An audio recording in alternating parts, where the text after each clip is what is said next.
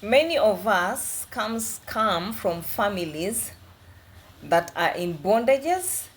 Our forefathers, our ancestors made covenants with gods, and most of the time when these our ancestors, our forefathers made these covenants, these agreements, contracts that they made with demon spirits and entities, they did not know the consequences because that is what they knew best. And most of the time are the children, the grandchildren, the great grandchildren are the ones that are going to suffer the consequences of what they did. They made pacts with the devil himself. That is why you find now there are some patterns in a family, like premature pregnancies, premature deaths, addiction and alcoholism. People don't get married, divorces, poverty, lack, lust, all these kind of cycles and patterns. Another thing I'd like to tell you is serving God or walking with God, or yes, God is compassionate, His love, but I think this is something that many ministers of God do not speak about. I'm sorry to say so, you can correct me if so. Walking with God is not a walk in the park. I mean, being with God, praying and following God is not a walk in the park. I'm sorry to say this if I've offended you in any way, but it is not a walk in the park, and it requires work also.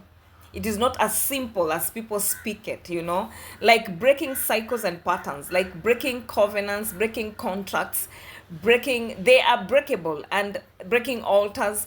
One of the things is that you have to be very obedient. You have to be very, very dedicated to prayer and fasting. You have to be you have to be obedient to prayer and fasting, and you also have to be very strong and courageous to make sure, and it takes time also, depending on how long the altars have been in your bloodline, how long the covenants and contracts have been in your bloodline. So it takes a lot of consistency. But this word is not to scare you or to make you feel fear. No, this is a word to encourage you that with God everything is possible. It does not matter. Alcoholism has been there for how many decades. That thing can be broken.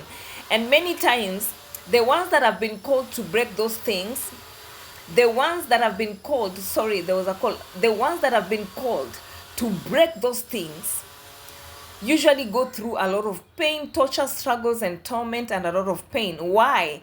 That was like a training platform for you to create stamina, courage, patience, consistencies to pray. Because if God has chosen you to break those contracts, covenants in a family, you will have to go through some pain. You'll have to go through some struggles.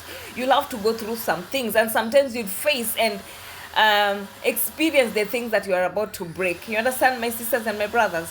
So please take heart. Keep on praying, and I pray that God gives you courage. God gives you strength. God heals you and directs you in the right way in the name of Jesus Christ.